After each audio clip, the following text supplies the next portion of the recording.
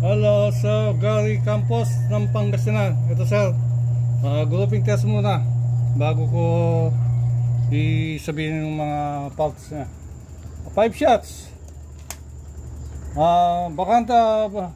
Bakante ang plate sir. Paki-close up mo yung plate. Wala siyang ibang tama. Okay. 1. Lakas. 2. 3. 4. Lakas. 5. Okay. 5 shots na yun. Okay, tingnan natin ngayon sir kung maganda ang tama niya. Malapitan.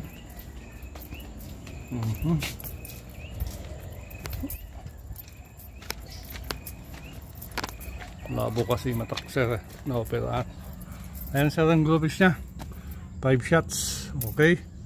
Ngayon sir, balik ako sa airgun para makita mo ang unit, ang liwanag ko kung anong gamit niya. Ayan na sir, ito yung silencer na. Mamaya pakita ko. Dito kinakargahan sir. Yan, dito. Pare-pareho lang sila pagka kinakargahan mo sir. Ganito yung dulo nila. Tapos saksak mo na lang dito. Tapos ito yung magazine.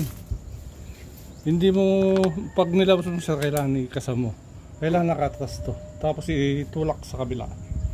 Yan. Hindi mo maipapasok yan sir kung hindi mo iatras to. Katulad din ng single tray nya.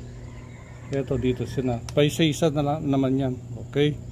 Pag kinasam mo sir, tinulak mo yung bala, siguraduhin mong din na din para hindi siya mag-backfire. Okay. Ito ang ano dyan sir, bat nya. Di folding siya. Tapos may power tuning adjustment siya dun sir. Pwede din siyang abahan. Retractable. Trigger, may trigger lock din siya. Tapos yung regulator niya, maximum load 3000 PSI. Tapos yung battle tank niya sir.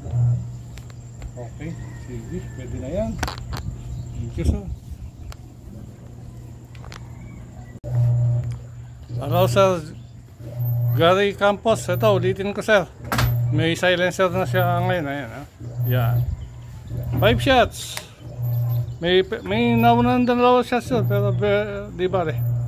1. 2. 3. 4. 5. Okay, lapit ko ngayon ang camera sa target para makita mo naman ang tama niya kung maganda ba o sabog-sabog.